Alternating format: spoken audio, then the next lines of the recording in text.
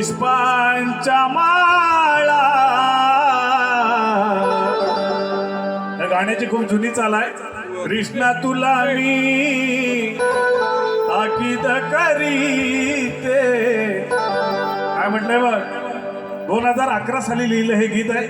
2011 सालामध्ये या कलामंचामध्ये वावरणारे कलाकार या ठिकाणी उपस्थित आहेत, हजर आहेत. बरोबर ना जीव. हाती घेऊनी पुष्पांच्या माळा पूजुया गौरी